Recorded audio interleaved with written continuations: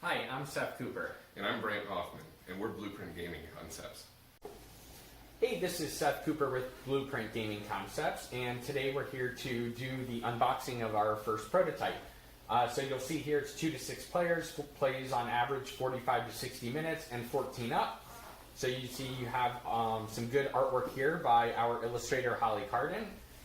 And let's take a look around the box. All right, so here you've got Lola, Jonah, Adeline, Jeremiah, Abraham, and Hoyt. Got the World's Fair here.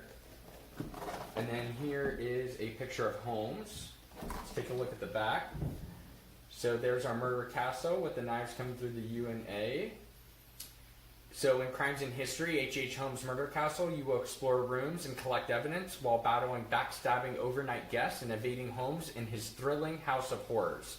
So what's nice about this game is we had the opportunity to partner with Holly Carden, who's very, very familiar with the subject. She drew and illustrated a really, really cool puzzle of the murder castle. That's actually how we found her. So the castle can be built differently each time using 26 unique modular room tiles inspired from the original castle's blueprints. Trapdoors, grease chutes to the basement, brick walls, and seeping gas are just some of the booby traps you'll encounter as you travel throughout the castle. And because Holmes knows the layout of the castle and all of the castle's elaborate horrors, he can appear in any room with only a moment's notice.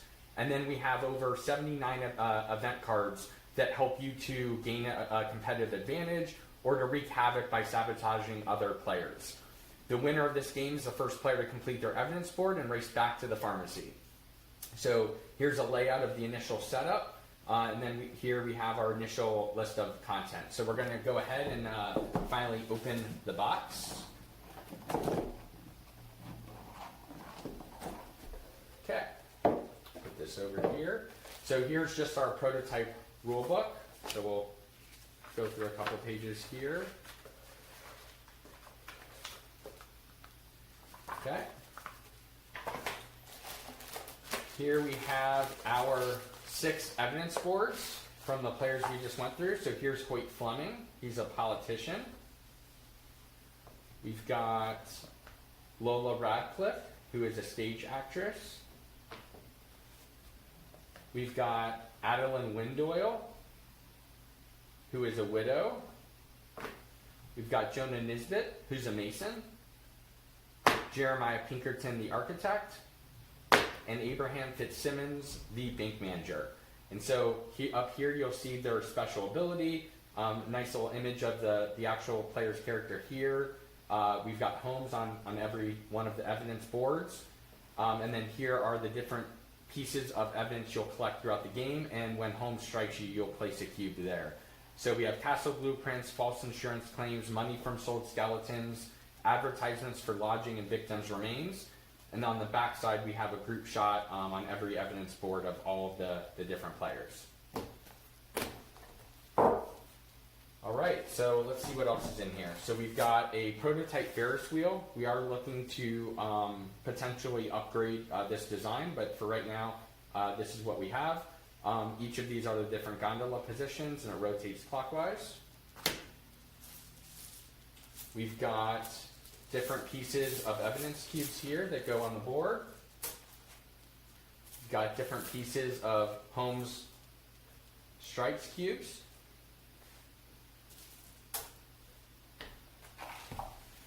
These are evidence board setup cards. So we have 24, so there's a lot of different variation on how many cubes you actually start on your evidence board with. Here's the back of those.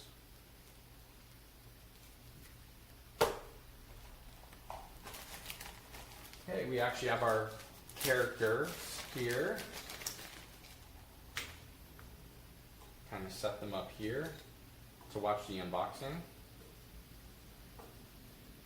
All right, here we have the first player skeleton key token.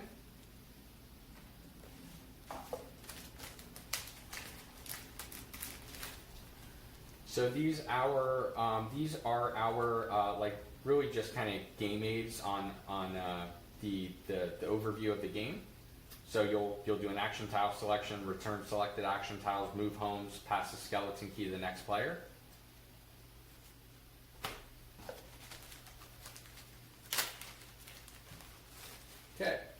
Here we have some of the pillars for the evidence board. So when you're not playing in a 2-player or extended version, you'll just cover it up here. We've got the trap door and the landing zone. So we've got one for straw and we've got one for feathers.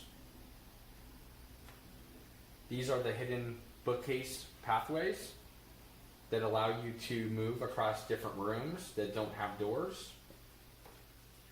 And then these are special ability tokens that would go onto that player's evidence board. And once you use it, you would just flip it to that character. Like so. Okay, let's finally get to the action tiles. So on the back of these, you'll see that it spells Murder Castle, and then we've got Holmes there. And then on the back are different actions. So you see we have move into one room, move up to 2 rooms, explore the castle, collect evidence, draw an event card, move Holmes, and for 6-player version only, another move into one room, and then each of these action tiles have the various and different selection bonuses on the bottom. So we'll put these here and get to the Holmes movement cards. So with these, we have, here's the back of it. So you've got Holmes with the Chicago skyline in a very dreary day. And then on the front, we've got move Holmes to number 1 basement. So we have some Holmes movement cards with 1 rooms. We've got some with 2 rooms. So here you get the option of Holmes' apartment or the steel vault. And then this one we have our beggars can't be choosers card. And this is a 4-room choice option. We also have a fun card here that's newer. Holmes goes on a rampage. So draw 3 additional Holmes movement cards. All players in any of the rooms listed on the next 3 Holmes movement cards must take a Holmes strikes. No event cards or abilities can be played to prevent a Holmes strikes during this rampage. It's a fun one. And then the last card type that we have is a lights out, where the castle goes dark and all of the cards are reshuffled into the Holmes movement deck. So we'll put these here. And at last, get down to the modular room tiles. So we have the asphyxiation chamber, and all special rooms are denoted with the flame. So you've got your 4 doors there, and the safe that indicates 5 different pieces of evidence cubes. We've got the Holmes apartment. Wouldn't want to go there. We've got the blind room, another special room. Hanging secret chamber. Guest room. The bathroom. Room of the 3 corpses. This is one of our team's favorites. The back room. The pharmacy. This is where everyone starts out in the game. And then you'll notice that the stairs connects into basement 1. And then you'll also notice that there's a home starting indicator here. Basement 2, that guy's having a really bad day. Basement 3. The dining room, the dark room, the maze. This is one of my favorites. So this room is separated by a wall and it's treated as 2 separate rooms. So you have these 2 doors connected to this safe, these 2 doors connected to that safe. The sealed room, the reception room, the hall, nice pretty colors. Got the kitchen, the steel vault, the black closet, another special room, and the rest are brick walls that will halt your ability to explore the castle in a particular direction that you're moving towards. And that's it.